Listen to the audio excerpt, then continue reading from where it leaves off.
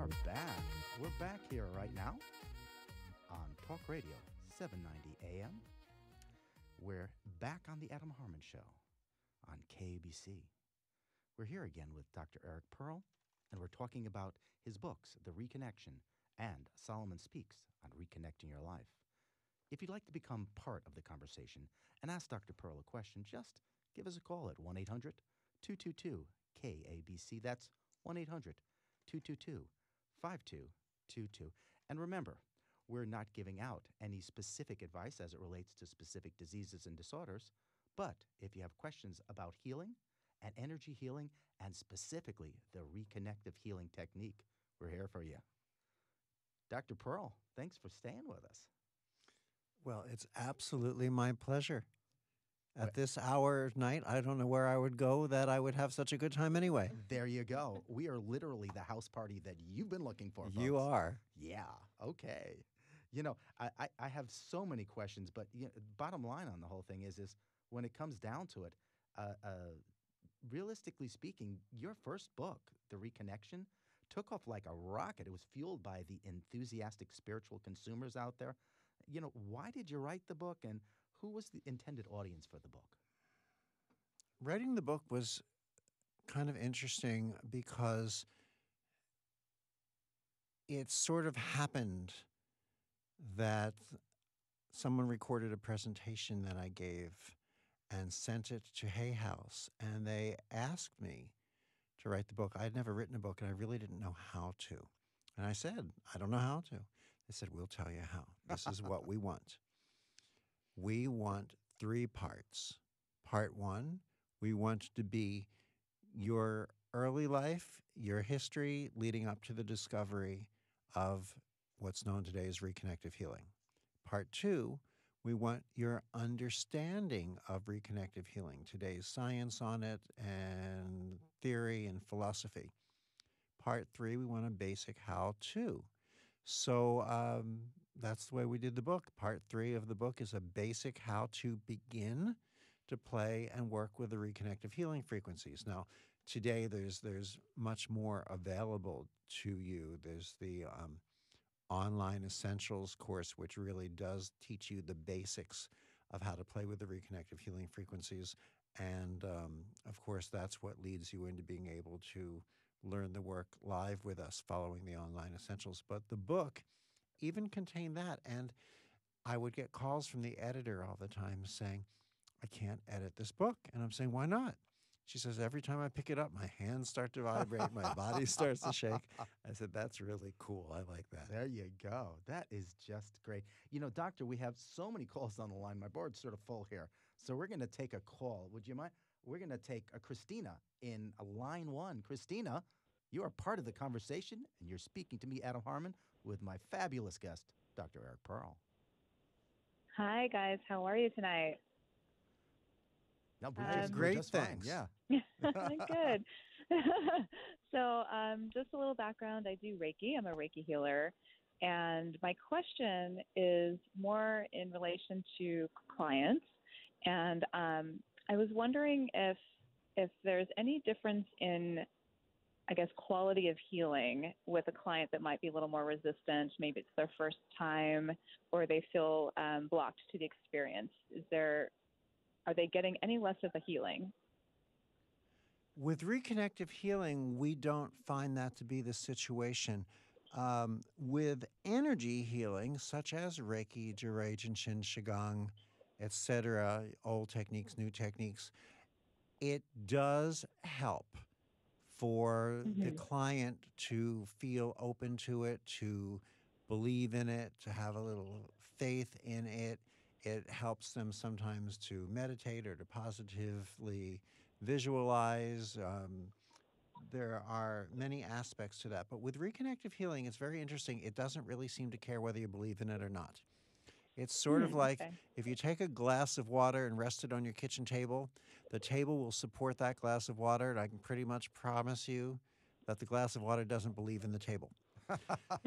So what happens with reconnective healing is it just is. And when you learn how to transcend technique and work with the reconnective healing frequencies, you are really touching what some people would refer to as the it factor.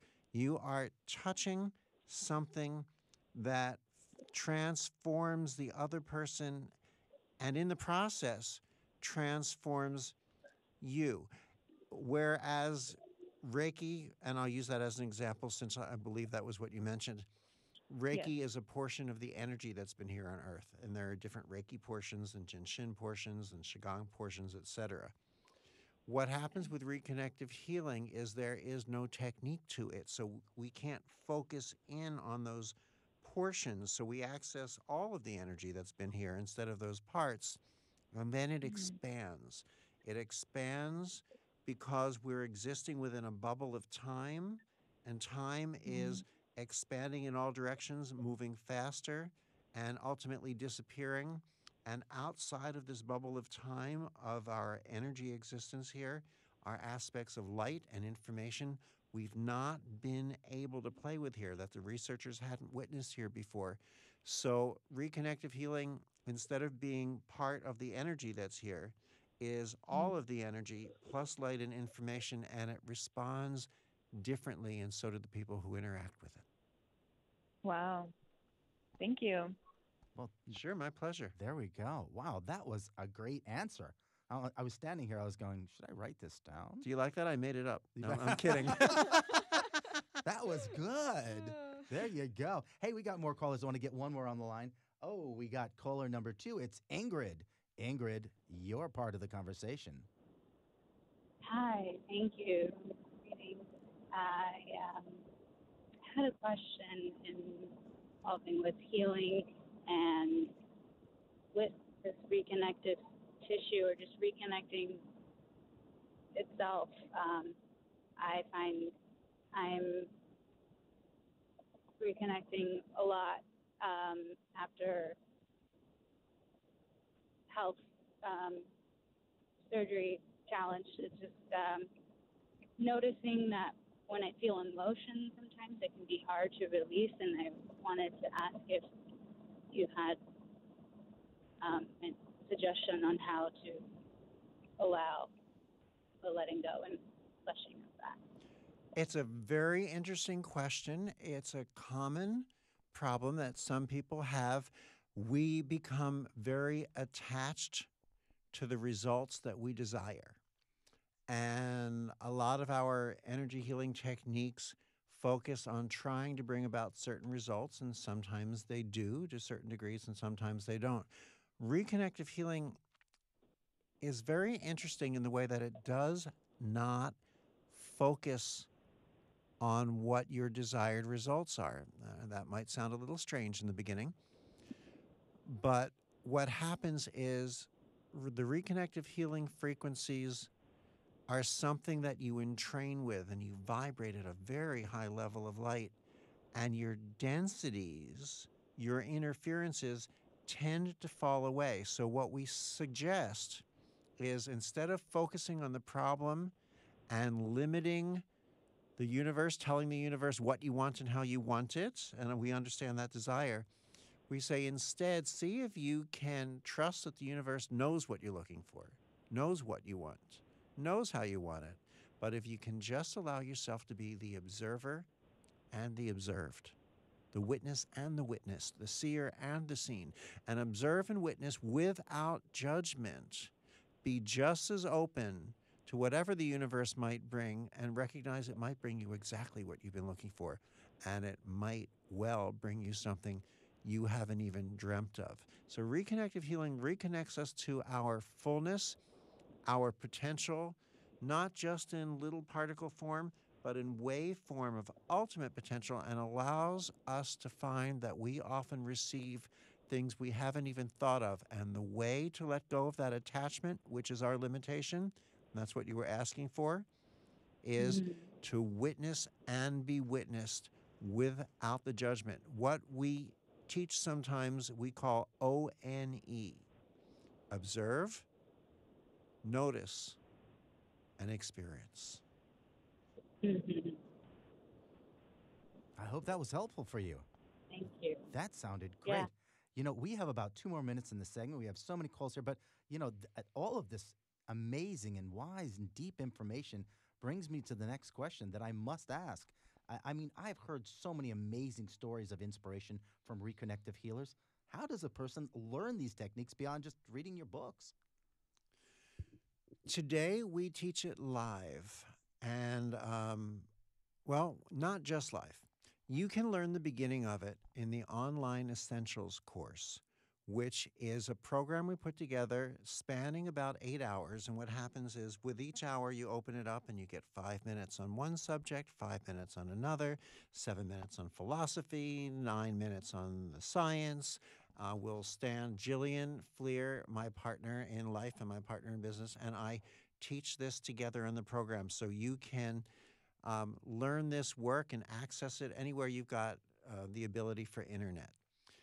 That's the beginning. You can stop there if you want, but I bet you won't want to because what happens after that is that preps you for being able to attend our live weekend training program. As a matter of fact, in Los Angeles, we'll be giving a live training program May 4th through the 6th. We're getting ready to do some in in Mexico City, May 25th through the 27th. Orlando, August 3rd through the 5th, Denver, September 7th through the 9th, and Chicago, November 9th through 11th. But I know we're mostly an LA crowd here, so May 4th through 6th we'll be in LA teaching live. That's great, but you're killing me here, Doc. I mean, how did they get in touch with you? Oh, you can go to reconnectivehealing.com or thereconnection.com. Okay, well, I want you folks to really sign up for this. I think I might just do it as well. Bottom line is, stick with us, folks. After this short break, we'll be back again with more of our conversation with Dr. Eric Pearl of The Reconnection.